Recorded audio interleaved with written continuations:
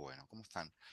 Eh, Antes que entremos en los dos textos que tenemos previstos para hoy y sus relaciones con Fisher, quería preguntarles si había alguna duda, algún comentario del encuentro anterior. Entiendo que hay gente que lo está viendo en diferido y entonces tal vez aparecen dudas que no se pueden resolver por correo, así que si quieren nos damos un momento y si no vamos a lo que tenemos previsto.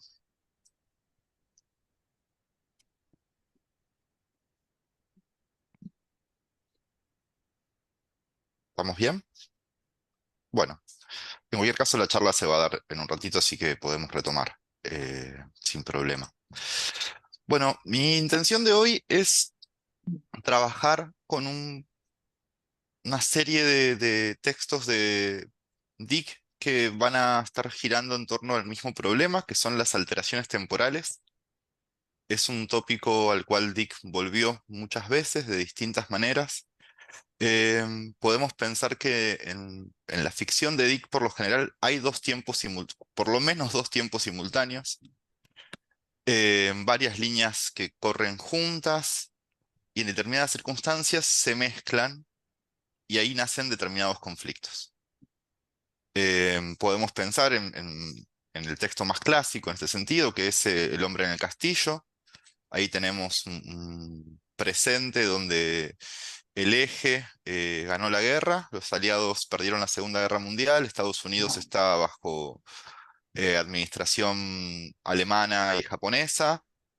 Y dentro de ese mundo hay un escritor que es autor de un libro prohibido donde los aliados ganaron la guerra, ¿no? Entonces ahí tenemos nuestra línea temporal que se espeja en la ficción, pero al mismo tiempo el presente de esa ficción encuentra un espejo en una ficción dentro de la ficción, un artefacto barroco interesante, digamos. Podemos pensar también en Tiempo Desarticulado, un pueblo de los años 50 que en realidad es una maqueta, y un presente de 1997, que es el futuro de Dick, donde la Tierra lleva adelante una guerra con sus colonias en la Luna. Ahí tenemos, a diferencia de otras ficciones, una línea temporal falsa, podríamos pensar, y una línea de tiempo verdadera, ¿no? La línea temporal de los años 50 es un simulacro, y la línea de 1997 es una línea verdadera. Esta sería, digamos, una posible formulación del problema. Pero en pieza de colección, que vimos la semana pasada, si bien el mecanismo de fijación con los años 50 es similar, la jerarquía ontológica no está tan clara. Es decir, la línea de tiempo verdadera y falsa no se puede recortar de una manera tan nítida, digamos, ¿no? Son dos líneas simultáneas y el protagonista decide instalarse en una de ellas en el final, que es distinta a la línea donde empezó. Y hoy vamos a ver otros dos ejemplos de este tópico de tiempos alterados. Por un lado, el hombre variable, donde hay un artesano del año 1913 que es llevado por error en una máquina del tiempo al año 2136. Su contexto de llegada es una especie de inminente guerra entre la Tierra, que logró colonizar el sistema solar, y el imperio de Próxima Centauri. Decíamos, ¿no?, que uno de los tópicos de Dick a los cuales vuelve una y otra vez es al de las colonias extra, fuera de nuestro planeta. Y aquí la simultaneidad está diluida por un artefacto que es la burbuja del tiempo que puede mezclar las épocas, digamos, ¿no? Lo que vamos a tratar de revisar es qué le interesa que se mezcle a Dick, es decir, qué elementos pone en relación. Y en el segundo relato, que tal vez es el más complejo, el informe de la minoría trabaja sobre la hipótesis de tres mutantes que desarrollan la facultad de precognición. El Estado se vale de ellos para anticipar crímenes y encarcelar a las personas antes de que cometan los delitos. Y entonces el conflicto inicia cuando advierten que el propio comandante de policía, a cargo del programa precrimen, va a cometer un asesinato. Y en el final vamos a ver que en realidad no hay una única secuencia futura, sino que hay al menos tres secuencias distintas, paralelas, y con capacidad de afectarse unas a las otras, en la medida que se van mezclando, ¿no? Y esto supone ya un nivel de complejidad distinto. Y esperamos que todo esto nos permita acercarnos a dos formas de la sensibilidad que propone Fisher, que es lo raro y lo espeluznante. ¿Sí? Para Fisher, los presagios y la forma destino son una manera de generar el efecto de lo espeluznante. De hecho, él rastrea que uno de los significantes arcaicos de Weir, raro, es destino. Porque en tanto, el destino, en tanto implica una forma enrevesada del tiempo, es ajena a nuestra percepción corriente del tiempo. ¿Sí? Entonces, el destino nos genera una pregunta sobre la agencia. ¿Quién o qué es la entidad que tejió el destino? ¿Sí? Y aparte de enfrentarnos a otro problema que también vamos a ver, que es si hay destino, es porque el tiempo está ya realizado y nuestra agencia individual está completamente diluida. Es decir, si ya podemos saber lo que vamos a hacer en el futuro es porque ya lo hicimos de alguna manera y entonces nuestra agencia es una fantasía. ¿Sí? Todos estos problemas están girando en torno a las ficciones de Dick. Entonces, entremos por el hombre variable. Este cuento, voy a volver a repetir la introducción del lunes pasado. Este cuento es de 1953, año en el cual Dick escribió, o por lo menos publicó, 30 cuentos. Hay que hacer un cálculo rápido y decir que eso significa casi 2 cuentos y medio por mes, una cosa así. O sea, es un montón de ficciones para un escritor. Y también habla de que ese ritmo de la escritura está en su literatura, ¿no? Es parte del asunto, es parte de la producción del pulp.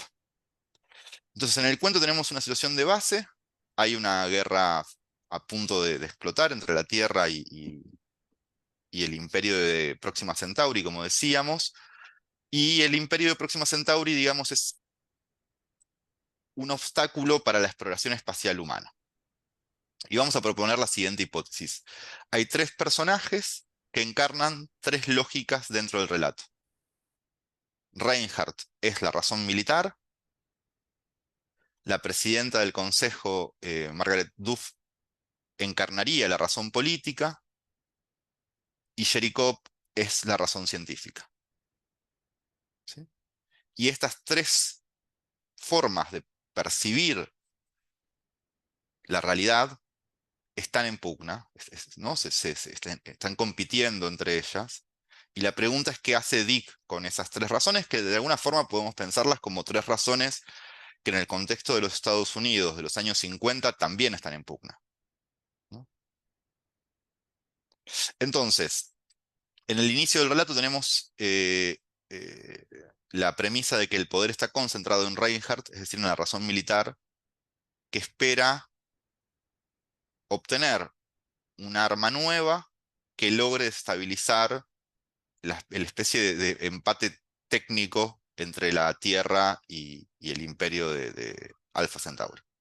Y el responsable de desarrollar ese arma es Sherikov. Y acá me interesa una cosa, que es esta máquina que procesa datos y da probabilidades estadísticas a favor de uno u otro bando. Porque de alguna manera la guerra sucede en lo que podríamos pensar como un territorio virtual. La humanidad no va a hacer nada hasta que esta máquina no dé un número favorable, ¿no? Entonces está midiendo probabilidades, de alguna forma intenta predecir el futuro.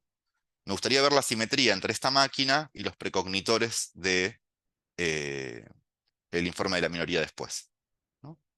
Porque de alguna manera, de hecho, hoy tenemos el Big Data trata un poco de jugar a ser una especie de forma eh, rarísima de predicción de acciones, de nuestras acciones en el mercado y de nuestras compras y de nuestros hábitos y etcétera. Entonces, la Tierra solamente puede iniciar el ataque cuando la máquina dé un resultado virtual favorable a los humanos. Y eso va a suceder cuando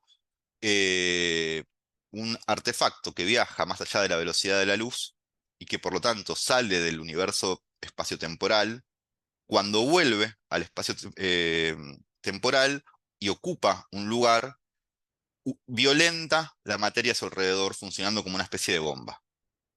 ¿Sí? El arma está casi completa, pero se necesita un último ajuste que ni robots, ni técnicos humanos, ni científicos, podríamos decir, están pudiendo hacer. ¿No? Vamos a decirlo así rápidamente, hay una cuarta razón que falta para que se complete el artefacto. Y ahí empieza nuestra historia porque eh, e- esta, este invento de Cherenkov trae en la burbuja del tiempo a Thomas Cole desde el año 1913. Lo trae con su carreta y sus herramientas. Cole es un artesano. Y decíamos que para Dick los artesanos son muy importantes. Tiene un saber que podríamos pensar como un saber manual, no teórico, que conecta de una especie de forma prodigiosa con artefactos. Y como es lógico, es quien trae la solución. Se lo describe así: Thomas Cole era una persona extraña. Aparentemente posee cierto tipo de intuición en lo que se refiere a las máquinas y su funcionamiento. Una intuición que reside más en sus manos que en su cabeza, como el talento de un pianista o de un pintor. No es un científico, carece de conocimiento verbal sobre las cosas, de referencias semánticas, actúa directamente sobre las cosas. ¿Sí? Entonces, la figura del mecánico o del artesano aparece en toda la obra de Dick. Podemos pensar en Joe Chip en Ubik, en Frank Frink en El hombre en el castillo. Y la pregunta es, ¿por qué? ¿Qué ve Philip Dick en los artesanos? ¿Por qué le interesan estas figuras? Y voy a revisar el problema desde una hipótesis de Piglia. Piglia dice en algún lugar que tanto Faulkner como Borges tenían una nostalgia aristocrática por un pasado precapitalista. ¿No? Dice, son anticapitalistas, no de una forma como lo podemos pensar ahora, digamos, revolucionaria, en función de un futuro igualitario, etcétera, sino son anticapitalistas en el sentido de están interesados en formas precapitalistas.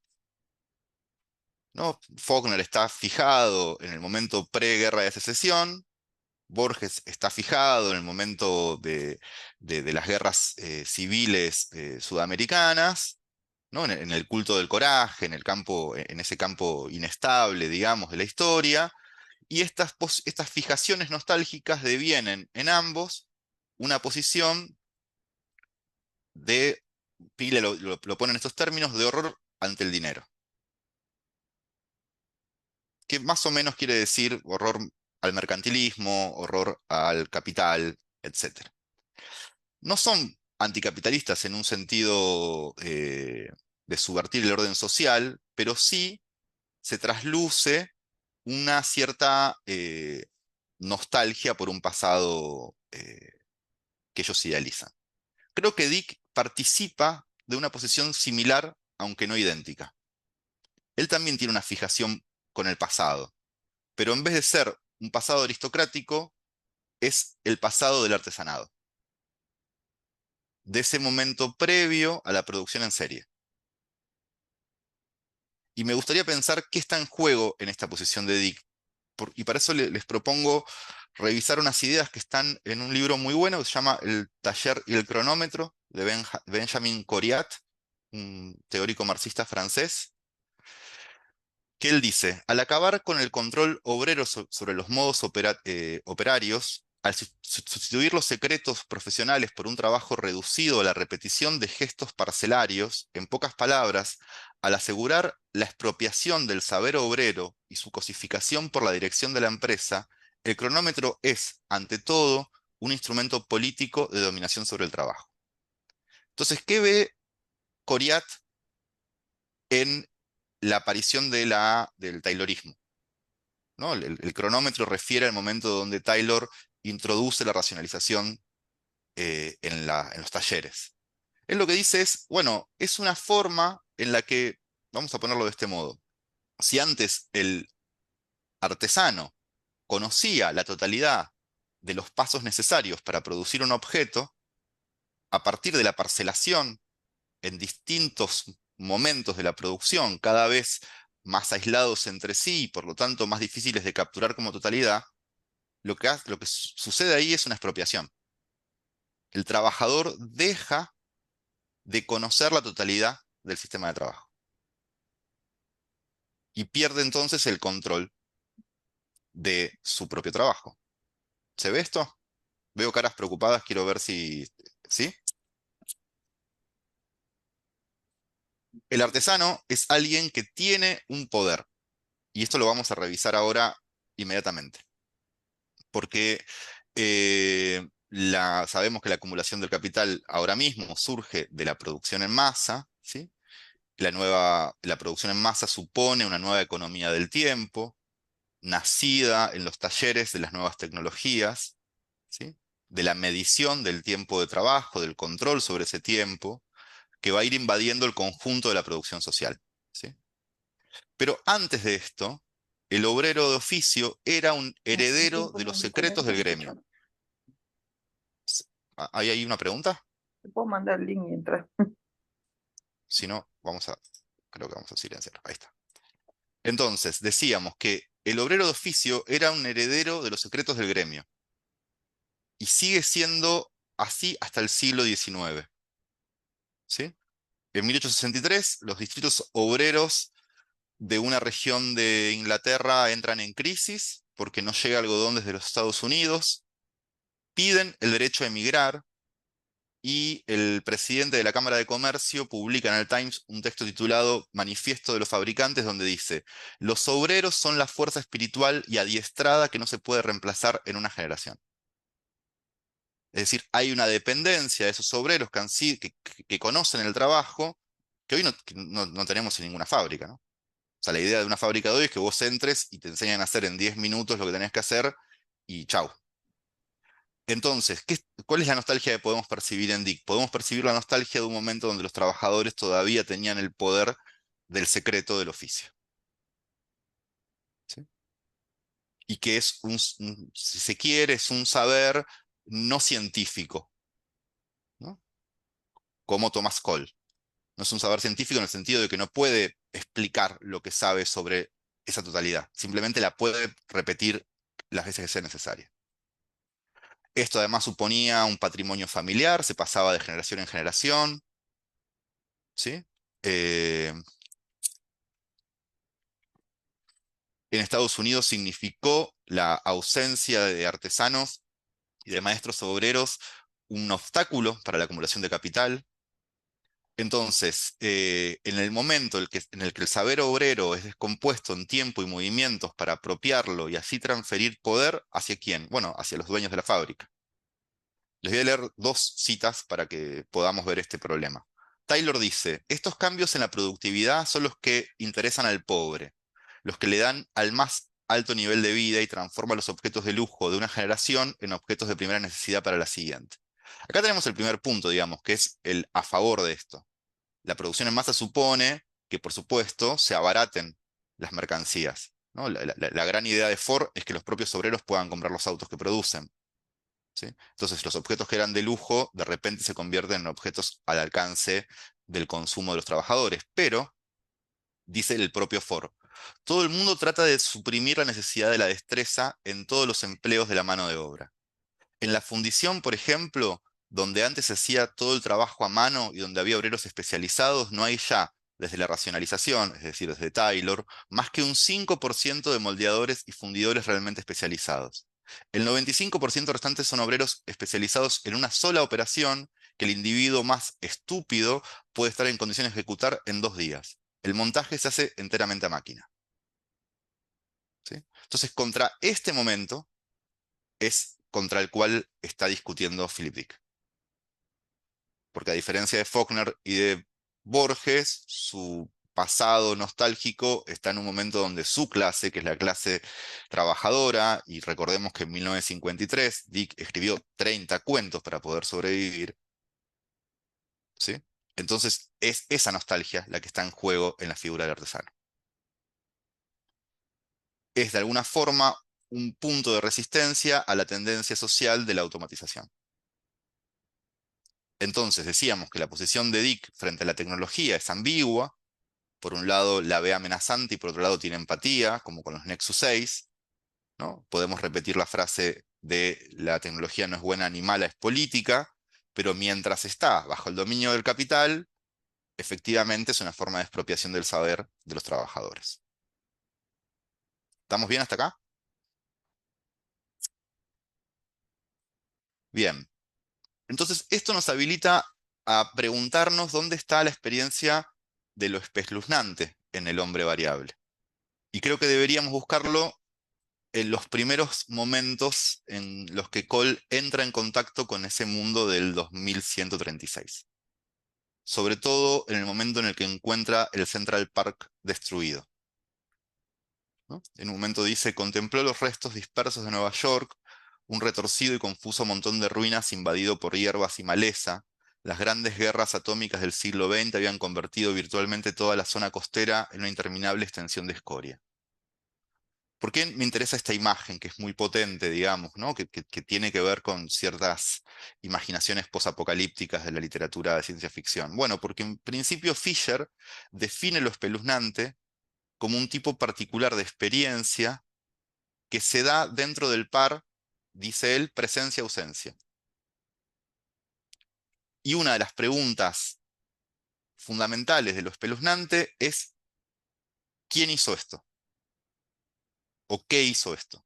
Les voy a dar un ejemplo muy pop que espero que tengamos todos en mente, que es el final de la guerra del planeta de los simios, ¿no? Vemos la Estatua de la Libertad, descubrimos que ese planeta en realidad era la Tierra, y entonces ahí dice Fisher, en esa escena aparece lo espeluznante, porque la pregunta pasa a ser ya no en qué mundo estamos, sino quién hizo esto, quién o qué hizo esto,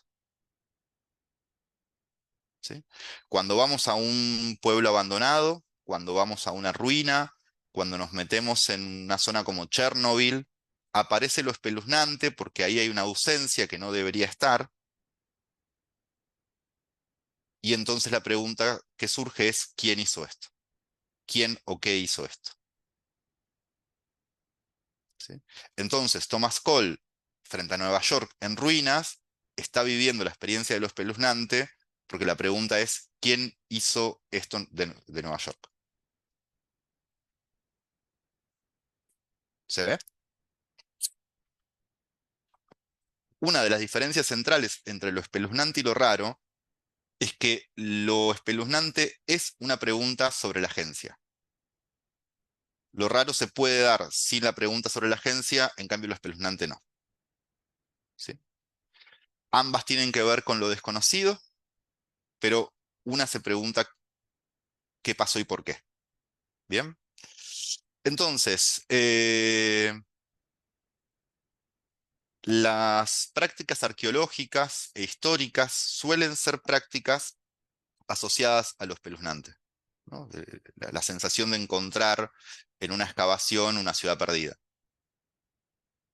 Bien, la ciencia ficción juega con este tipo de imaginaciones todo el tiempo, y Dick en particular, ¿no? Está encontrándose con situaciones que una y otra vez nos reenvían a la pregunta, ¿quién hizo esto?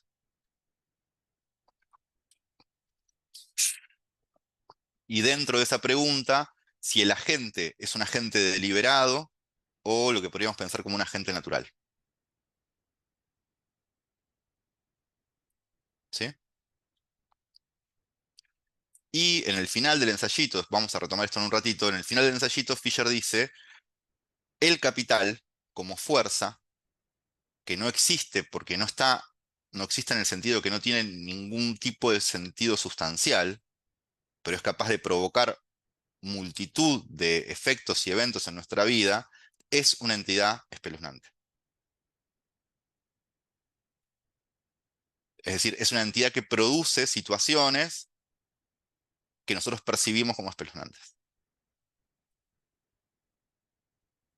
¿Estamos bien? ¿Hasta acá? Bueno, vamos al informe de la minoría. Esto último no te entendí bien. Bien, vamos de nuevo.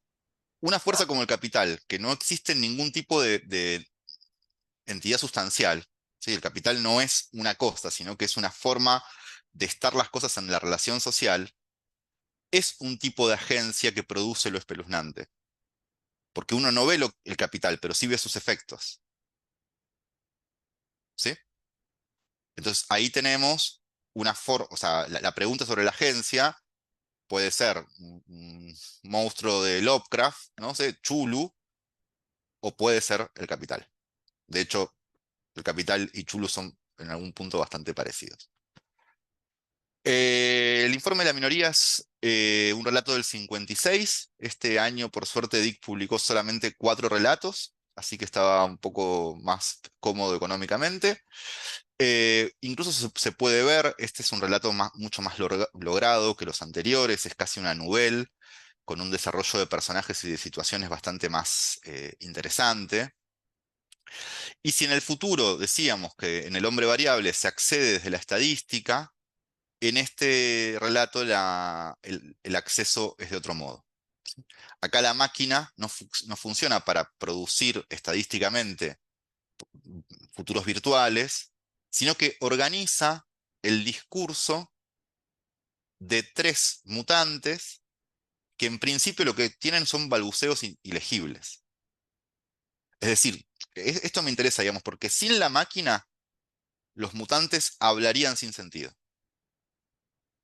Es la máquina la que organiza ese discurso y lo transforma. Ahora, pero no es la máquina la que predice, simplemente es la que organiza. Entonces hay una especie de colaboración máquina-discurso que es lo que nos permite acceder a ese futuro. A la luz incierta de aquella enorme habitación, los 3 idiotas farfullaban palabras ininteligibles. Cada palabra soltada al azar, murmurada sin ton ni son, en apariencia, era analizada, comparada, reajustada en forma de símbolos visuales y transcriptos en tarjetas perforadas convencionales que se introducían en las ranuras de los ordenadores. A todo lo largo del día, aquellos idiotas balbuceaban entre sí o aisladamente, prisioneros en sus sillas especiales de alto respaldo, sujetados de forma especial en una rígida posición por bandas de metal, grapas y conexiones. Acá hay un montón de info, ¿no? En principio, la verdad en Dick, en este caso, no está en la ciencia, sino en la colaboración de elementos irracionales con la máquina.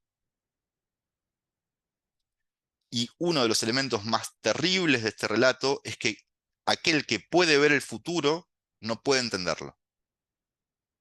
Es decir, el oráculo no puede hacer uso de su propio poder. Los 3 precognitores están siendo hablados, son instrumentos del lenguaje, y la pregunta que surge es, ¿qué tipo de entidad habla a través de ellos? Acá ya tenemos la sesión de lo espeluznante, ¿no? Y es la pregunta típica de la locura. ¿Quién habla a través del discurso del delirio? ¿Sí? Por supuesto, además, las posiciones físicas de los mutantes son las posiciones de la manicomionización. Se entendió por ahí, ¿no?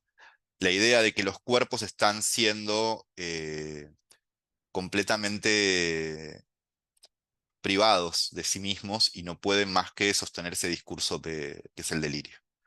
Entonces, si bien podríamos pensar que locura y verdad y predicción es un tópico que se remonta hasta los griegos, acá lo que está sumando Dick es algo importante que es la ciencia. O sea, cómo la máquina es la que logra producir sentido donde no hay sentido. ¿Sí? Eh, y entonces ese discurso del delirio es casi una pieza o engranaje de la gran máquina total que es precrimen. ¿Sí? Em, Creo que hay así como en los Nexus 6, Dick se permite una empatía muy particular con estos androides que han cobrado conciencia y tienen preguntas sobre su existencia y sobre su creador. En este caso, la empatía de Dick está dirigida, está yendo hacia eh, los mutantes, digamos, ¿sí? Y en la ruptura entre cuerpo y lenguaje. Bien, entonces, vamos a tratar de resumir el argumento rápido, sin entrar en las complicaciones de una trama que es cambiante.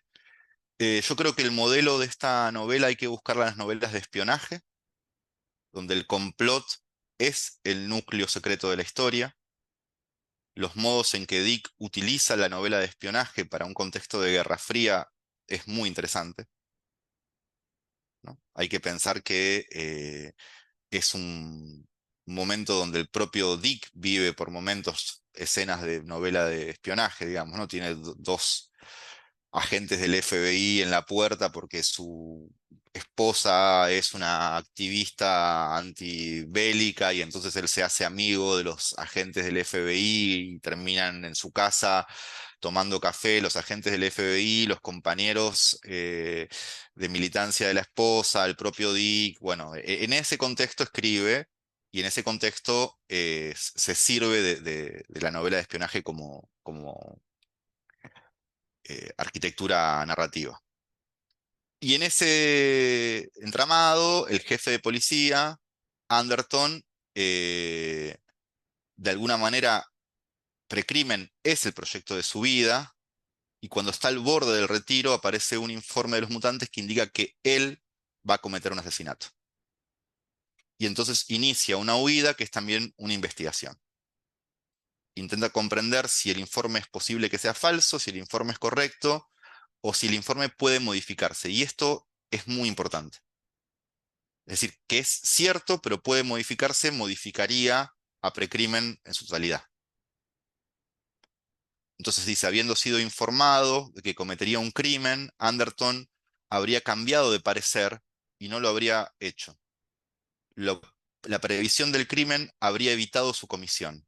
La profilaxis habría ocurrido simplemente al haber sido informado y se habría creado un nuevo camino del tiempo.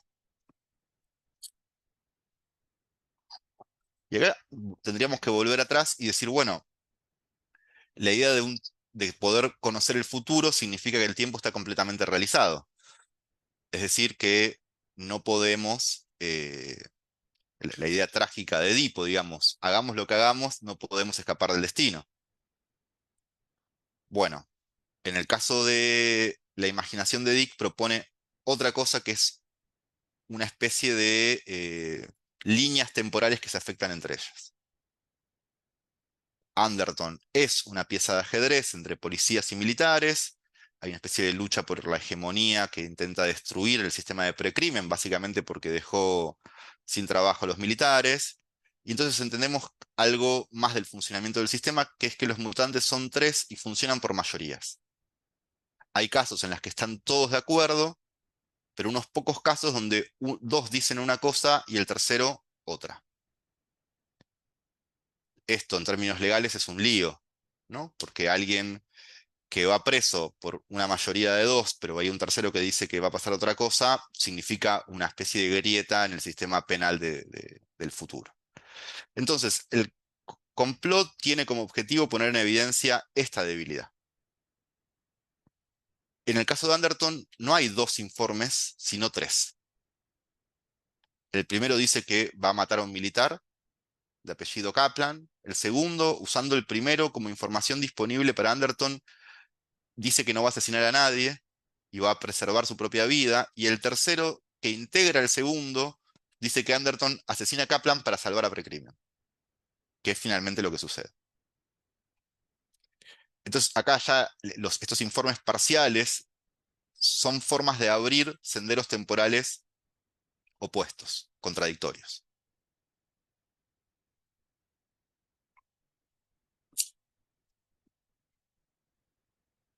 Entonces, el libre albedrío sobrevive porque se puede rediseñar la visión si se cuenta con la información de qué va a pasar en el futuro. Lo cual nos arma, por supuesto, un lío, ¿no? Vamos a ponerlo de esta forma. Si Anderton no conoce lo que se dice, lo que se ve de él en el futuro, no actúa con esa información, entonces el futuro se cumple. Pero una vez que tiene la información, puede decidir no cumplir ese futuro, lo cual contradice el primero, pero también puede para salvar el sistema, puede actuar como decía el primero y contradecir el segundo. Entonces, antes de ir a Fisher de nuevo, me gustaría retomar algo que dijimos la semana pasada, que es la idea de lo maravilloso en Dick está siempre en peligro de ser subsumida por la lógica del capital. Los tres mutantes están totalmente tomados por la máquina, no tienen vida propia, solo sirven como engranajes del sistema, ¿no? Y ellos, que podrían ser una especie de X-Men, es decir, podrían constituirse como un evento extraordinario para la vida, devienen instrumento, devienen herramienta. Lo maravilloso está secuestrado por la lógica del capital.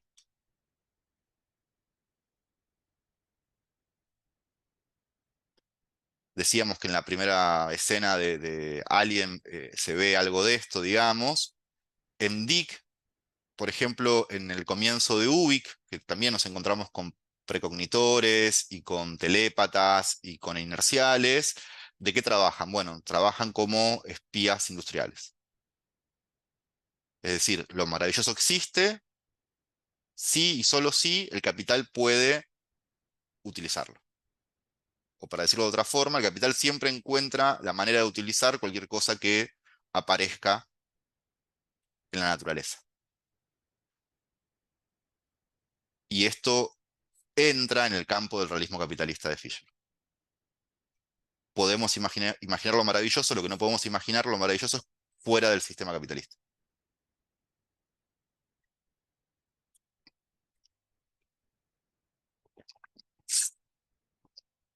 Y ahí me animaría a pensar en algo más, digamos. Eh, Hay algo de la genialidad de Cole al sistema automatizado del futuro, que es lo que lo convierte en un prodigio. Entonces hay, vamos a decirlo así, hay más prodigio en el artesano que en los mutantes. Y esto es una contradicción dickiana interesante. Es decir, la relación de Cole con las máquinas no es necesariamente mágica, pero es ese saber muy inestable del artesano lo que lo convierte en algo que el sistema no puede capturar y lo hace especial, a diferencia de los mutantes, que son efectivamente un evento, si no mágico, al menos fantástico, pero que están completamente capturados por la lógica de la máquina. Y ahí pensaría un poquito más, digamos, decíamos que la razón militar, la razón científica y la razón política son tres elementos de los Estados Unidos contemporáneos a Dick. Habría que pensar, o habría que hacerse una pregunta sobre la religión en los Estados Unidos como evento de la cultura de masas. ¿Cómo Dick está percibiendo este problema? Si ustedes recuerdan, en Sueñan los androides con ovejas eléctricas, está este personaje Mercer, es una especie de líder que aparece por la televisión y es una especie de líder espiritual, guía religioso, que también nos hablaría de una forma de subsumir a la lógica de la publicidad, a la lógica de lo mercantil, la religión, ¿no? Estos grandes pastores que de repente tienen un programa en la tele o que tienen un canal que a las 3 de la mañana están predicando, ¿no? Y que no se sabe, y que te dicen, bueno, llama al 0800 no sé cuánto si tenés si querés acercarte a Cristo, digamos, y hay algo de eso que parece que otra vez reinscribe la religión, que necesariamente es un evento espiritual, vuelve a reinscribirlo en la lógica comercial y mercantil a la cual Dick está mirando todo el tiempo. ¿Sí? Yo no sé si en todos los países esto funciona igual, posiblemente no, pero en Estados Unidos al menos tiene o puede tener esta lógica. Otra conclusión que podemos sacar de de estos dos cuentos es que en Dick las estructuras impersonales son en muchas ocasiones mucho más fuertes que la voluntad individual. Es decir, salirse de las lógicas sociales generales no parece posible por la mera voluntad individual.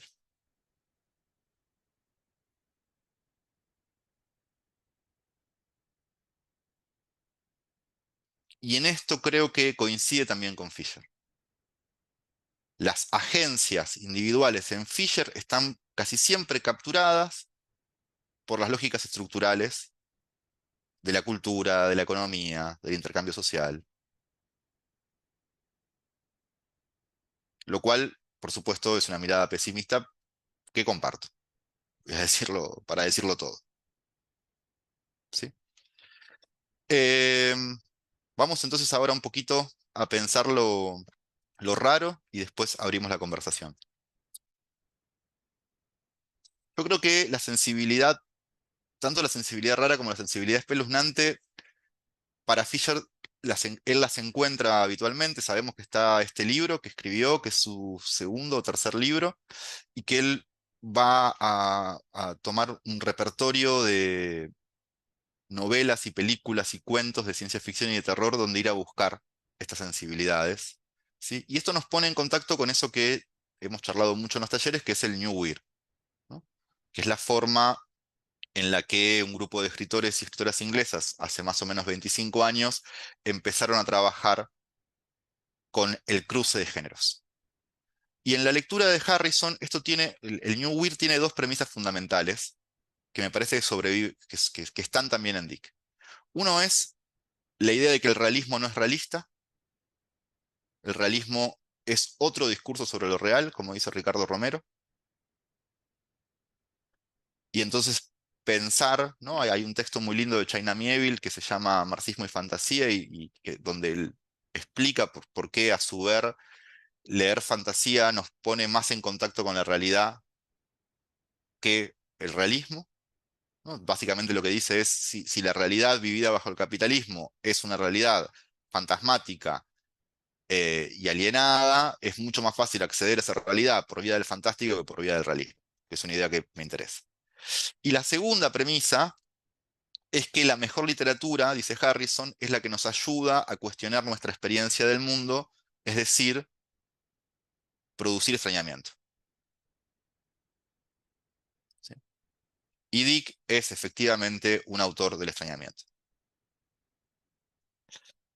Entonces, Fisher afirma que tanto lo raro como lo espeluznante tienen una preocupación permanente por lo exterior, por aquello que está más allá de la percepción, la cognición, la experiencia corriente. De hecho, piensa que la diferencia entre lo raro y lo espeluznante y lo unheimlich, es decir, lo siniestro de Freud, es que Freud está preocupado por cómo lo raro aparece en el interior de la familia, en el interior de la casa, en el interior de la experiencia, ¿no? Es como ver extraño lo que vemos habitualmente como familiar. Y para Fisher, lo raro y lo espeluznante invierten esta idea y es mirar desde lo exterior lo familiar. Voy a dar un ejemplo que es muy clásico, digamos, es si Lovecraft imagina criaturas que tienen una vida que dura eones y eones de tiempo, ¿no? Esa especie de tiempo cósmico enorme y muy difícil de concebir para nuestra temporalidad humana, la pregunta sería, desde lo raro y lo espeluznante, es cómo lo humano se ve desde ese exterior que es el tiempo cósmico. ¿Cómo nos percibimos desde ese afuera? No cómo percibimos desde el interior del humano el afuera, sino cómo desde lo afuera podemos percibir lo humano. Y entonces en Dick deberíamos preguntarnos cómo se percibe el humano desde la idea de destino, desde la idea de precognición, desde la idea de un tiempo completamente realizado,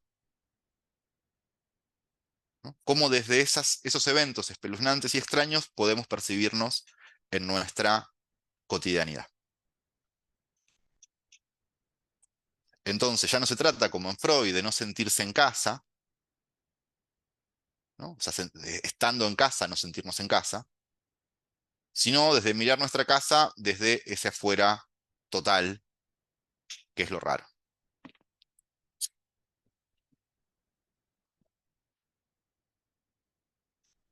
Entonces, para Fisher, lo que hace Freud es relacionar lo raro dentro de lo familiar.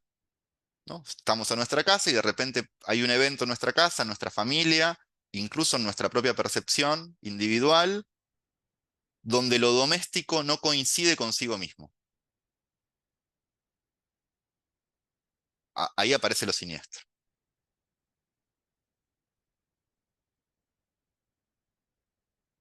Pero habría unas brechas, dice él, donde podemos ver lo interior desde un exterior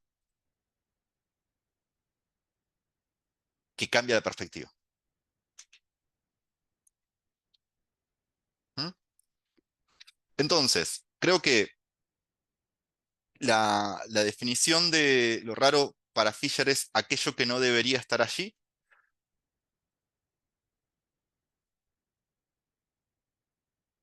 Lo raro trae a lo doméstico algo que escapa a sus dominios y que no se puede reconciliar con los dominios de lo doméstico. La forma que encuentra Fisher para simbolizarlo es el collage, ¿no? Lo raro actúa como la unión de dos cosas que no deberían estar juntas, dice. Y dice, el inconsciente es una máquina de hacer collage, de poner cosas juntas que no deberían estar juntas. Y ahí propone algo súper lindo que es montar una especie de dispositivo del psicoanálisis raro, ¿no? Psicoanálisis weird, que no tiende a la reconstrucción de la sensibilidad familiar, sino que tiende a pensar desde la proximidad de cosas que no deberían estar ahí. Entonces dice, lo raro se articula con la sensación de lo erróneo. Siempre me olvido la frase de Lautréamont, que es el encuentro fortuito de un paraguas y una máquina de coser sobre una mesa de disección. No sé si son las tres partes, pero más o menos por ahí, ¿no? Ese encuentro fortuito es lo raro, pensar desde ahí. Entonces, lo raro estaría en relación al inconsciente. Y lo espeluznante, como dijimos antes, está en relación al capital. Entonces, Fisher dice, las dos grandes entidades que forjan la modernidad, inconsciente y capital, son una máquina de montar eventos raros y la otra una máquina de producir eventos espeluznantes. Fisher dice, el escándalo metafísico del capital, donde lo inmaterial y lo inanimado ejerce influencia en entidades materiales y animadas. Y acá, para volver al tema del artesanado, dice, mientras estamos en la relación social del capital, nos vemos atrapados en los ritmos, pulsiones y patrones de las fuerzas que no son humanas, que es lo mismo que le pasa al obrero a partir de la línea de ensamble. ¿Se ve? Pierde el dominio de su tiempo, porque el artesano que conocía el proceso total del trabajo podía entender la temporalidad que estaba en juego. A partir de la línea de ensamble, eso se pierde, ¿no? Y cuando el obrero entra a la fábrica, le preexiste una orden, le preexiste una temporalidad de la cual no va a poder escapar. ¿Estamos bien? Bueno, si quieren podemos abrir la conversación que nos quedó ya desde la semana pasada. Sí, sí, Alfredo.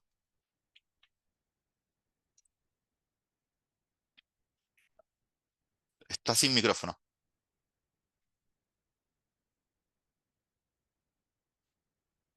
Ahora sí.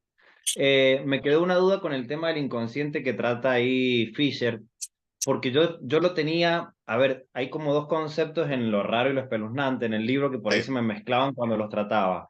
Cuando habla de lo espeluznante, al final, que habla del capital, larga la idea como que las fuerzas del capital son algo espeluznante, que no las puedes ubicar, y las del inconsciente también, como que las fuerzas del inconsciente y el capital vienen a funcionar en lo individual y en lo colectivo más o menos igual. Y acá hablamos de lo raro como una, o sea, como el inconsciente, como una máquina de generar cuestiones raras. Son diferentes los conceptos ahí, ¿o no? Sí, o sea, en realidad son efectos distintos. O sea, creo que las dos entidades son plausibles de producir efectos espeluznantes y raros.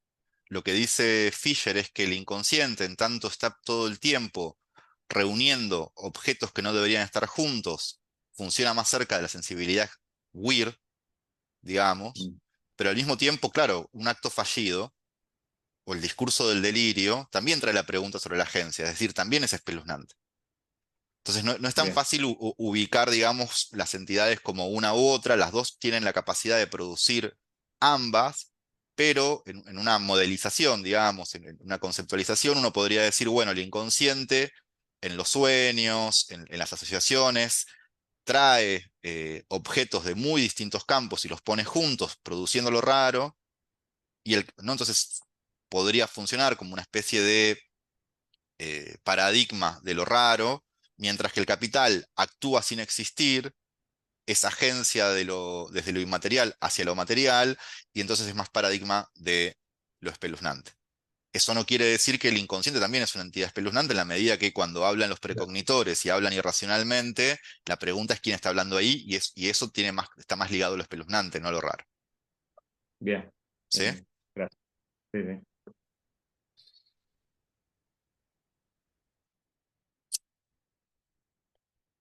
María, Hola, ¿cómo va? Una buenas. pregunta con respecto a algo que también habíamos hablado en el taller anterior sobre Fisher, que si mal no recuerdo, en algún momento hablamos sobre cómo romper el hechizo del realismo capitalista, y eso sería mediante entrenar, digamos, una sensibilidad del extrañamiento, ¿no? Pero al mismo tiempo estamos viendo que el capitalismo, en su abstracción, produce también este extrañamiento, por ejemplo, de los obreros en su proceso productivo o respecto de los objetos. Entonces, o sea, ¿cómo sería? Sí, O sea, hay yo pens- extrañamiento por todos lados. sí, yo ahí pensaría, o sea, es un tema interesante, hay varias cosas. En principio yo creo que lo que hace el capital en relación al proceso de trabajo no es extrañamiento, sino más bien alienación. Es decir, en la medida que vos no comprendés la totalidad del sistema de trabajo, lo que pasa está más cerca, digamos, de que vos perdés, o sea, perdés la referencia de la totalidad. Entonces, al contrario, el extrañamiento sería de repente estar de nuevo en contacto con la totalidad. Eso sería para nosotros, ¿no? Que el obrero chino que hace microchips y que por supuesto no entiende ni qué es el microchip, ni cómo está en contacto con el resto de las partes que hacen el teléfono, si de repente un evento mágico hiciera que esté en dominio de todo el proceso, bueno, eso sería extrañamiento. Pero ahí pensaría en otra fisura fisheriana y cómo está en contacto, porque es cierto que nos está faltando un eslabón en la discusión, que es la jauntología, ¿no? La jauntología es la reflexión sobre la condición espectral de nuestro presente, o sea, cómo pasado y futuro se adhiere al presente, digamos. Yo creo que si uno sigue a Fisher, las posibles fisuras al realismo capitalista están más por esa vía, ¿no? Por la posibilidad de producir futuros no capitalistas deseables que irrumpan en el presente y que traccionen el presente. Siempre traigo el ejemplo del manifiesto comunista, digamos, el fantasma del comunismo que recorre Europa. Eso es una jauntología, si se quiere, propositiva.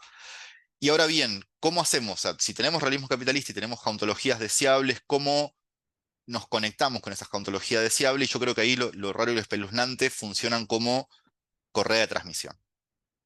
Es decir, en la medida que tenemos esas sensibilidades disponibles, podemos conectarnos con esos fantasmas. O para decirlo de otro modo, desde el realismo capitalista como sensibilidad, no conectaríamos nunca con esas espectralidades. Entonces, una forma, vamos a decirlo así, de extrañamiento sobre el presente es la aparición de un fantasma de futuro eh, radicalmente distinto.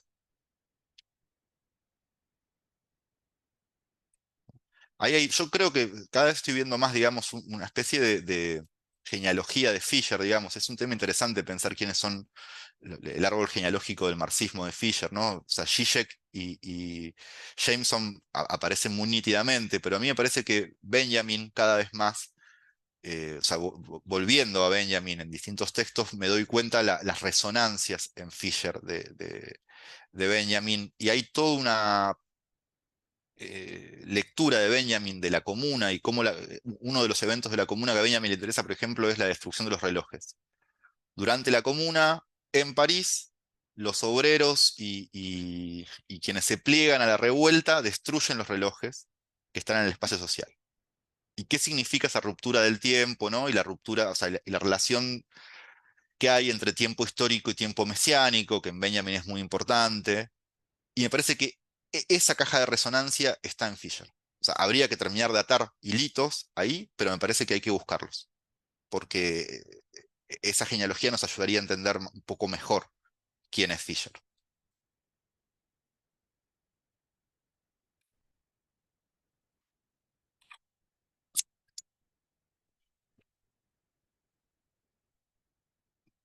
También como vengo muy cerca de Joyce, vengo pensando en el concepto de epifanía, que es un concepto que Joyce se trae de la religión, pero hace un traslado a la literatura, digamos, entonces vacía la epifanía de contenido místico y la propone como forma de la cotidianidad, digamos, que está muy cerca de Benjamin y que de alguna forma también está muy cerca de Fisher, digamos, ¿no? O sea, la idea de el extrañamiento de la experiencia habitual que podríamos tener. Hay un comentario que no leí.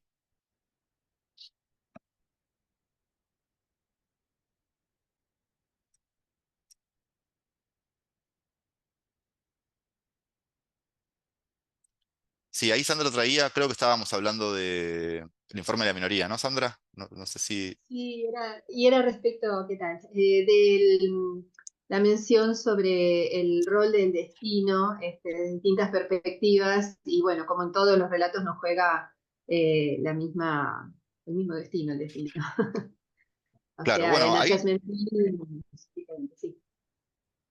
me parece que un poco lo que Dick nos permite es pensar que nuestra percepción del tiempo es una percepción históricamente configurada, ¿no? Por ejemplo, la idea de que la historia es la forma que tiene el tiempo ya es una cosa que tiene más que ver con la modernidad que con otra cosa. Pero además que ese tiempo corre hacia una especie de progreso indefinido, que ya entró en crisis, digamos, ¿no? Pero que alguna vez tuvimos esa visión como especie, también es un evento configurado históricamente. Ahí vuelvo a Benjamin en la tesis con la que se recibe, su tesis doctoral, que se llama El origen del Trauerspiel, analiza el Trauerspiel, es el nombre que recibía en Alemania el teatro isabelino, Shakespeare, ¿sí? Y ahí lo que dice Benjamin es que en los dramas isabelinos, en el Trauerspiel, hay cambio, pero no hay transformación. Entonces dice, ustedes revisan esas obras y puede cambiar el príncipe, puede cambiar el rey, puede cambiar el papa, pero no hay preguntas sobre el sistema. El sistema permanece, digamos, ¿no? Entonces, esa época percibía esa posibilidad. Podía haber cambio, pero no podía haber transformación. A partir de un momento que es donde Jameson es medio padre de Fisher, donde aparece el historicismo, donde aparece la idea de que si el pasado es radicalmente distinto, entonces el futuro puede ser radicalmente distinto, y aparecen las imaginaciones, ¿no? Aparece la novela histórica y aparece la ciencia ficción como formas de imaginar futuros radicalmente distintos y pasados radicalmente distintos.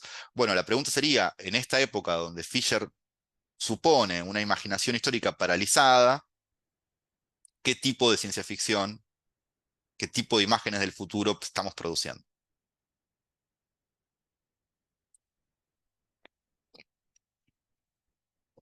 Entonces, estos loops temporales de Fisher, donde en el futuro de 1997 en realidad está la maqueta del pueblo próspero de los años 50, ¿no? La nostalgia del boom del consumo, etcétera.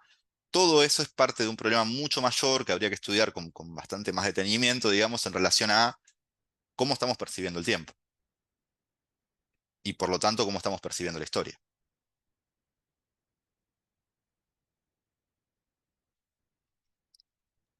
Y cómo podemos construir a partir de esa percepción, ¿no? Exacto. Exacto. ¿Qué tipo de nostalgia, así como Fisher no, como Dick tiene una nostalgia del artesanado, qué tipo de nostalgia tenemos nosotros? Que posiblemente tenemos una nostalgia más ligada al estado de bienestar, y no, y hoy cualquiera querría ser un obrero de los años 50 con obra social, aguinaldo, trabajo para toda la vida, jubilación, ¿no? O sea, como esa nostalgia está funcionando en nuestros imaginarios, bueno, porque hay una situación de crisis en relación al mundo laboral, la imposibilidad de pensar futuros post-trabajo, ¿no? Que es también una pregunta en relación a la automatización. Una de las promesas que traía era, bueno, las máquinas se harán cargo del trabajo y la humanidad se encargará de usar el tiempo libre disponible para, no sé, si ustedes leen una cosa Creatividad. divertida. ¿Cómo? Creatividad, que Claro, si uno perdón, revisa la ciencia ficción soviética, eso aparece un montón. La ciencia ficción soviética aparece un montón la idea de que en el futuro las máquinas se encargan puramente del trabajo y los humanos son entre inmortales y el hombre renacentista, ¿no? O sea, inventores, pintores, saben hacer un montón de cosas, son poetas también y qué sé yo. Bueno, esa es una imaginación claramente hecha en la estructura de sentimiento de la Unión Soviética. Perdón, en relación con eso, el otro día veía en Twitter a alguien que decía, yo no quiero que la inteligencia artificial haga mi trabajo creativo, sino que haga mi trabajo aburrido. Y parecería mm, que va todo nos haga nuestro trabajo que podría tranquilamente hacerlo y no, digamos, el que debería hacer para que podamos vivir, digamos, de nuestra creatividad o de otra cuestión. Sí, es cierto. También es cierto que hay algo de nuestra desconfianza en relación a la máquina, ¿no? O sea, la IA trae ahora una sombra de automatización donde antes pensábamos que era imposible la automatización. Por ejemplo, escribir, no sé, documentos legales o el trabajo de un médico, ¿no? Hay ya siendo entrenadas para diagnosticar, bueno, cosas que no pensábamos que se iban a automatizar, parecen ser plausibles de automatización. Bien, cuando apareció el primer telar y el telar era capaz de hacer lo que 10 obreras hacían por separado, un solo telar lo hacía juntos, la pregunta era la misma. La pregunta sobre hasta qué punto la máquina nos puede reemplazar. Pero ahí vuelvo a una visión de Fisher, justamente, digamos, que un poco se pliega al Marx del fragmento de las máquinas, que es, la pregunta es, ¿por qué relación social contiene la máquina? No por la máquina en sí misma. ¿Por qué le pedimos por favor a GPT cuando le hacemos una pregunta, por ejemplo? Sí, el otro día vi un bebé muy, muy divertido que el por favor era lo que detenía todavía el apocalipsis maquínico. Nos estaba respetando porque le decíamos por favor. Sí, bueno, claro, o sea, hay algo de esa comunicación un poco de ciencia ficción que también está en juego, digamos, ¿no? Eh, y cómo eso interviene en la realidad, podríamos pensar, bueno, yo les mandé un ensayito de Dick sobre el simulacro que a mí me gusta mucho, porque Dick es un tipo preocupado por la simulación y hasta qué punto la simulación, bueno, o sea, cuando uno no sabe si está conversando con una máquina, con una persona de GPT, hay algo muy dickiano en esa pregunta sobre la fragilidad de no saber muy bien dónde empieza el simulacro y dónde termina la realidad. Ahí Fabián abrió el micrófono. Sí, porque no puedo poner la manito. No, No.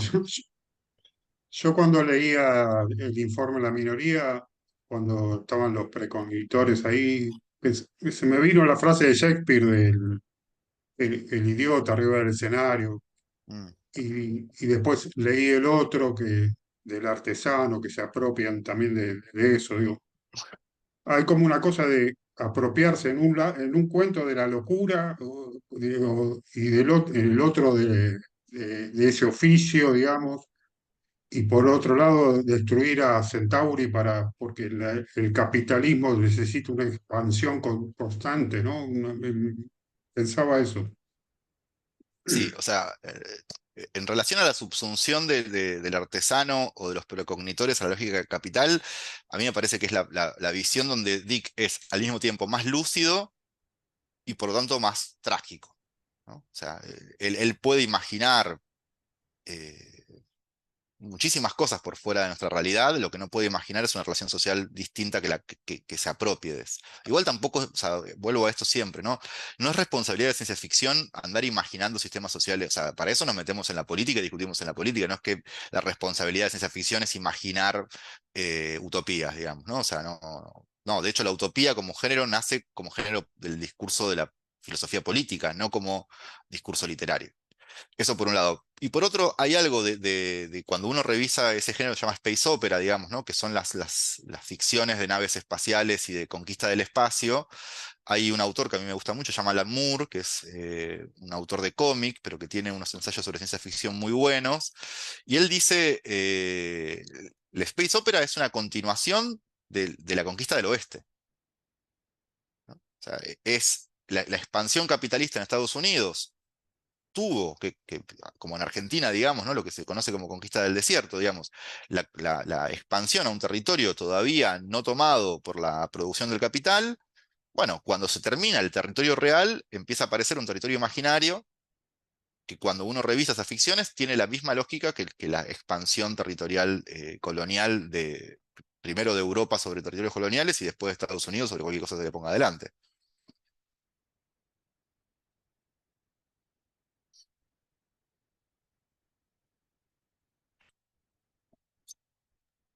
Tengo una Pero consulta. apropiación de la locura te lo decía como es, leyendo Fisher, él hace mucho hincapié en que la salud mental es un tema político, no de salud, digamos.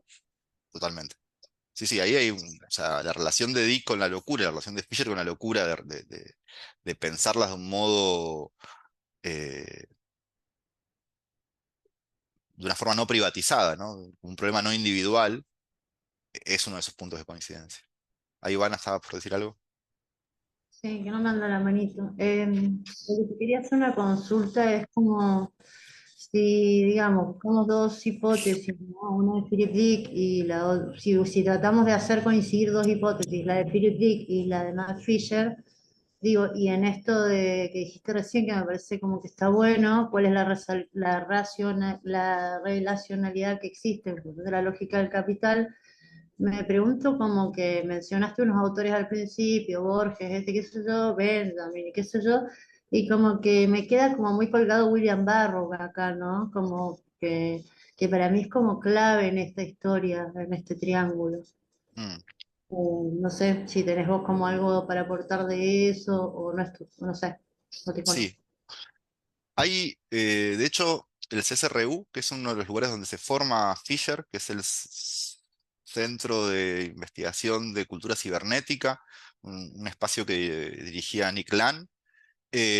Muchos de sus ensayos trabajan sobre William Burroughs y sobre todo la trilogía de las noches de la ciudad, las ciudades de la noche roja. Y que tiene que ver con justamente las alteraciones temporales que propone Burroughs ahí. Para quienes no leyeron, digamos, una parte de de esa trilogía está situada en el 1600 más o menos, y hay piratas y bla, y la otra está situada en el siglo XX, en Europa, qué sé yo, y hay un montón de personajes que aparecen y desaparecen de las líneas temporales y nadie entiende muy bien por qué, porque Burroughs, o sea, si Dick es oscuro, Burroughs directamente es misterioso en ese sentido, y el CSRU se sirve de eso, ¿no? Entonces hay que pensar que en la formación de Fisher, tanto William Burroughs como Ballard como Gibson son tres autores que están muy presentes. Eso se ve mucho en su primer libro, que es la tesis doctoral, donde hay algo del concepto de hiperstición, que es esta super superstición o hipersuperstición, que es una cantidad ficcional que se hace verdad a sí misma, la idea de que hay eventos de la ficción que pueden pasar del campo de la ficción a la realidad. Por ejemplo, el ciberespacio de Gibson, que aparece en un libro de ficción y se convierte después en un espacio de la realidad. Y para ese tipo de pensamiento que a Fisher le interesaba un montón, lo que pasa es que no lo puse dentro del programa, digamos, porque Fisher y la ciencia ficción es un campo amplísimo, pero Burroughs le va a servir para pensar eso, porque es uno de los autores que llegó más lejos, digamos, la idea de hiperstición y de líneas temporales alteradas por eventos que no está muy claro dónde aparecen, si aparecen en el campo de la ficción o en el campo de la realidad. Em, y además hay algo, digo esto y abro, digamos, pero hay algo del proyecto de modernismo pulp, ¿no? Que Fisher proponía la idea de volver a los imaginarios del pulp, el terror, a la ciencia ficción, al western, al lo que sea, digamos, pero con la experimentación formal que había llevado adelante el modernismo, que yo creo que uno de sus paradigmas es sin duda William Burroughs. O sea, William Burroughs está trabajando con la ciencia ficción y también está trabajando con técnicas narrativas completamente nuevas como el cut-up y toda una serie de cuestiones ahí que son súper interesantes.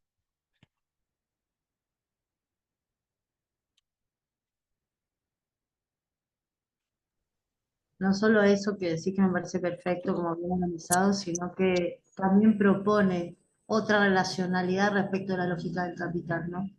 Sí, sí, total. Sí, de hecho, la definición de la droga como la mejor mercancía de Burroughs es, o sea, cercana a Dick y cercana completamente a formulaciones de Fisher, digamos. Sí, total.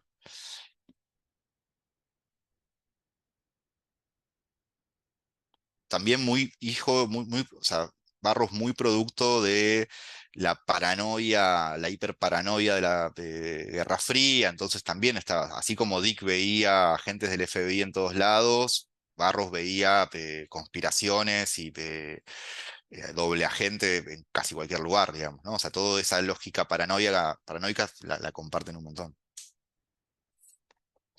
Que además hayan sido paranoicos no significa que no los estuviesen persiguiendo, ¿no? O sea,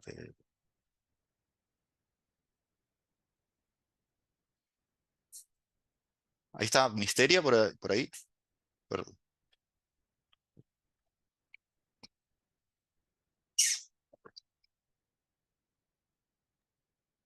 Ahí está. Oye, bien. Sí, Sí. No, dos cositas no tienen que ver con esto último, pero sí algo que venía pensando ya de la otra vez. Em, es algo de la ciencia ficción que no leí mucho de steampunk, ajá. este punk eh, retro, ¿no? Que tiene como una estética y una búsqueda por esta nostalgia de las máquinas antiguas, ¿no? Cómo jugaba con esta cuestión de los tiempos, ¿no? Pensar algo que sucede en el futuro, pero en vez de pensarlo con una mirada futurista, una mirada que tiene la máquina de vapor como central, me hacía como un ruido ahí. Y después pensaba en la discusión sobre la máquina, esto em, de la inteligencia artificial y en qué momento se pone en crisis. Y cuando justo hablaba de los luditas, vos, Juan, pensaba en qué saber es el que reemplaza a la máquina, ¿no? Porque una cosa es reemplazar al obrero tejedor del principio del 1800 y otra cosa es reemplazar a un médico o a un intelectual. Creo que lo que se pone en crisis ahora con la inteligencia artificial es justamente el miedo es qué saber va a reemplazar la inteligencia artificial, ¿no? Mm. Que en otro momento no estaba por ahí en esa ese miedo y al que reemplazaba era al reemplazable. Eh, lo digo por casi por una cuestión de clase, ¿no? Cuando surge el miedo en la pregunta por la máquina.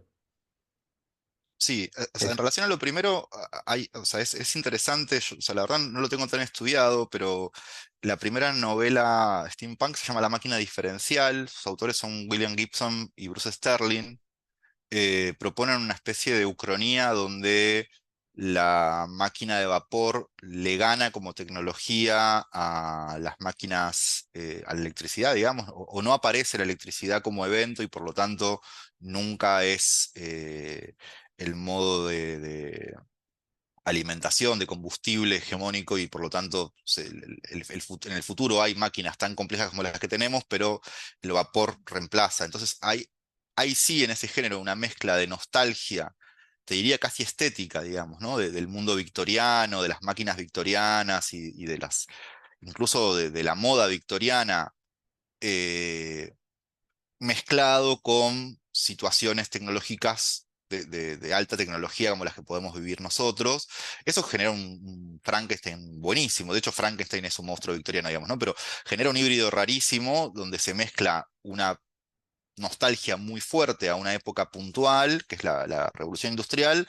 y al mismo tiempo una imaginación de futuro que intenta, digamos, así como el cyberpunk intenta llevar la revolución digital a sus últimas consecuencias, lo mismo pasa con esto. La verdad, como no lo tengo tan leído, no sé muy bien cómo funciona esta especie de mezcla entre nostalgia y futurismo.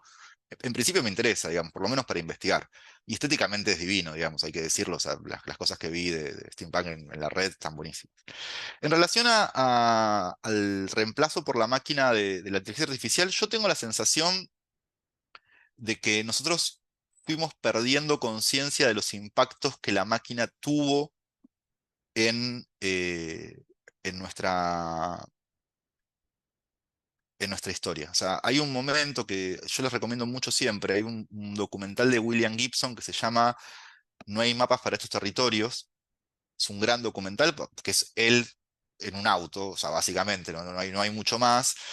Y hay un momento donde él dice que encontró, o sea, haciendo un laburo de archivo, supongo yo, encuentra una crónica de un reverendo que lo invitan a una fiesta de jardín, esas fiestas sociales de principio del siglo XX, final del siglo XIX, y en la fiesta hay un gramófono. Y es el primer gramófono que el tipo ve.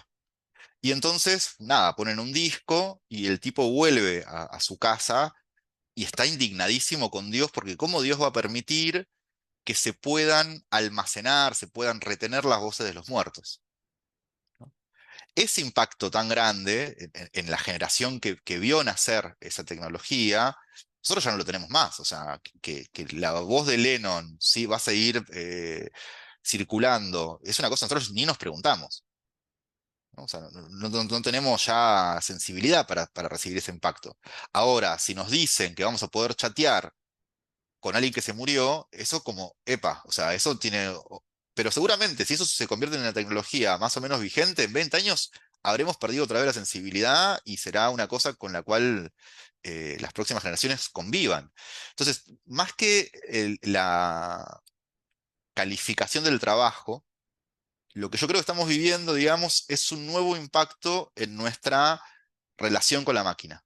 Pensábamos que conocíamos la máquina y que la máquina podía unas cosas y de repente demuestra poder más de lo que habíamos creído y estamos en el momento de shock.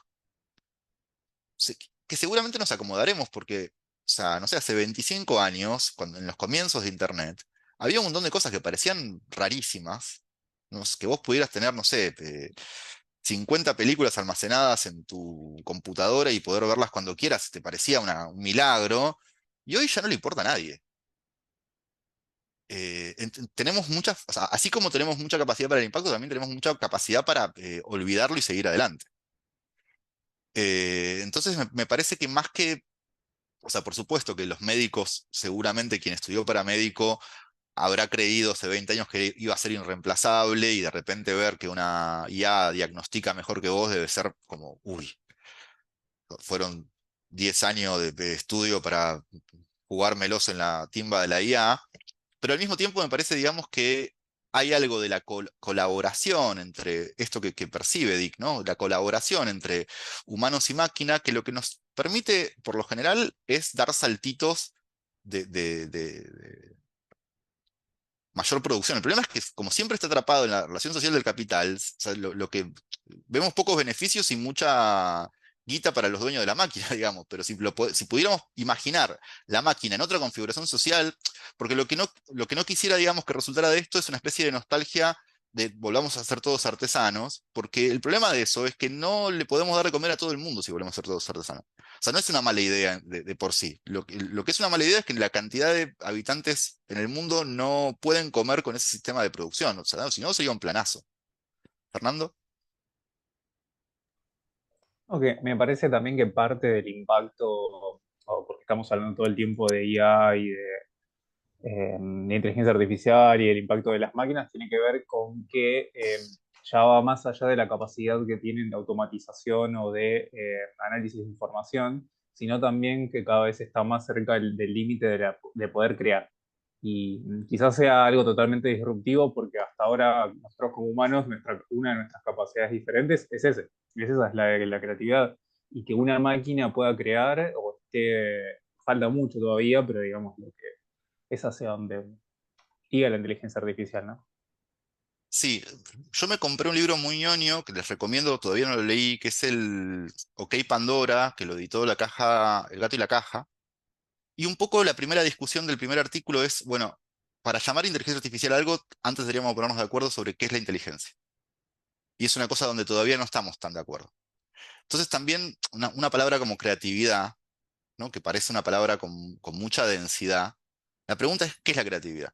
Porque también ahí vamos a definir si eso es plausible o no, digamos, si se va a poder o no. O sea, si vos me decís la IA va a poder escribir el Ulises, bueno, o sea, si es capaz de tomar todas esas decisiones que tomó Joyce y de leer como leía y qué sé yo, vemos, digamos, o sea, en principio no está tan cerca. Y ahí también distinguir, porque para mí se nos armó un barullo ahí, que es, nos viene info de las series, de las películas, de la literatura, además de las noticias sensacionalistas que son byte, ¿no? O sea, que es como una IA pudo hacer no sé qué cosa, entonces vos entrás y mirás y finalmente no hay nada adentro, era un chiste.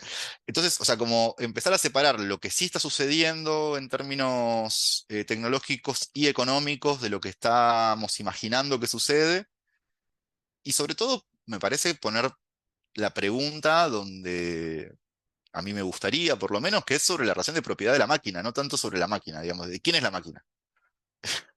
Eso me parece que es lo que quisiera definir. María. Sí, sobre lo que estabas diciendo, yo también tengo ese libro, el de Of Pandora. Y bueno, no me acuerdo en qué artículo, pero se plantea la cuestión también de que hay un ingeniero detrás de la máquina, o sea, hay sujetos humanos detrás de la máquina, me parece. Eh, y bueno, y hay una gente acá en Córdoba que escribió un libro sobre tecnologías entrañables, que sería como la contraposición a las tecnologías alienantes, ¿no?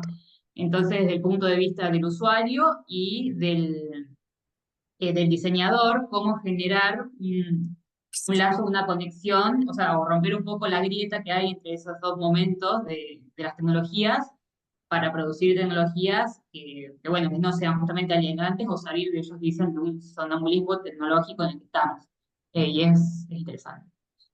Me encanta. ¿Quién editó eso? Quintanilla, a ver cómo se llama, te lo puedo pasar si querés. Si, Y si está después lo el compartís con el Pandora. grupo, sería genial, sí. Sí, está re bueno, de una. Bueno, eso, ahí, de hecho, me parece que una de las mayores muestras de inteligencia de Dick es su permanente ambivalencia con la máquina. O sea, en el momento donde vos pensás que el tipo se define por la máquina amenazante, vuelve a una posición de empatía, y cuando decís, bueno, entonces es amigo de la máquina, vuelve a una posición de cierta amenaza, que es un poco la modulación de nuestra propia sensibilidad, de no poder terminar de entender qué hacemos con esto. Ahí me parece que el único borde conservador, pero que es comprensible y hasta querible, es esta nostalgia del artesanado, ¿no? O sea, de buscar una salida en un momento previo, o sea, en vez de buscar una salida en el futuro, buscar una salida en el momento previo. Pero si quieres, hasta es benjaminiano en el sentido de, bueno, el pasado nos sirve para llegar al futuro.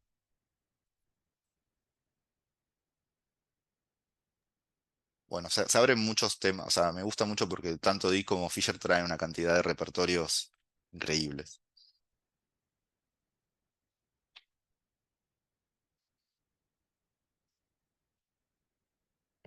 ¿Más preguntas, comentarios? Patricia. No, sí, yo estaba pensando con el tema de la inteligencia artificial. Y es un poco lo que estaba en el cuento con las máquinas que podían, que daban a ver cuál era la probabilidad de ganar y en base a eso elegía. La inteligencia artificial, y en una parte se decía, bueno, si la alimentamos mal o no le damos toda la data, la predicción va a ser mala. La inteligencia artificial es lo mismo, ¿eh? Si no está alimentada con los datos que, digamos, con muchos datos, o si hay digamos, una orientación de alimentarla con determinados datos y con otros no, no tiene la capacidad de saber lo que es lo correcto. Da cualquier cosa. No, en realidad la inteligencia artificial lo único que hace es procesar una base de datos, lo que se llama la Big Data, Sí, de determinada manera, pero si lo alimentamos, qué sé yo, con solamente el saber de Occidente, y va a dar una, va a ser una inteligencia artificial occidental. Es así, ¿eh? Depende de los datos, cuanto más datos, mejor. Por ejemplo, está el tema de, no sé, de la forma de pintar según tal artista. Y es porque la alimentan con la obra de todo ese artista y bueno, en realidad hace como algo predictivo, pero no es que sabe pintar, a ver, no, no. todo depende de los datos con que se alimente.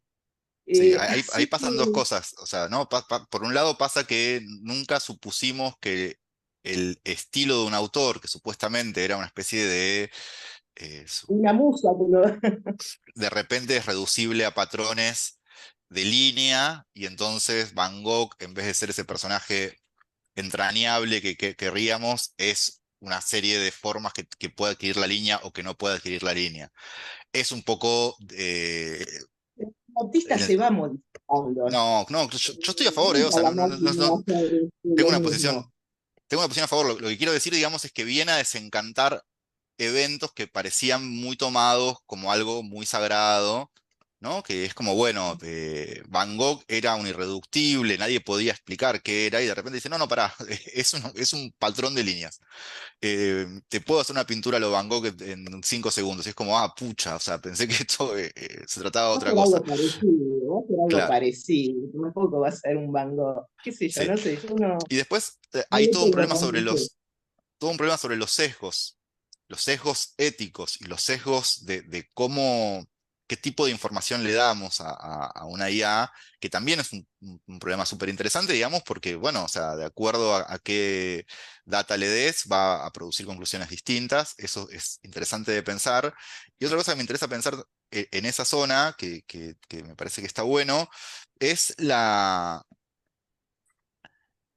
posibilidad de que, esto que creo que lo decía María, digamos, que no olvidemos que detrás está el ingeniero, digamos. Es decir, que una serie de axiomas primarios que definen el comportamiento posterior, y que eso todavía es nuestro. Tal vez en algún momento, cuando una IA haga otra IA, ya deje de ser tan nuestro, digamos, pero en principio eso es nuestro, y estamos en ese territorio todavía no de apocalipsis a los Skynet, digamos, ¿no?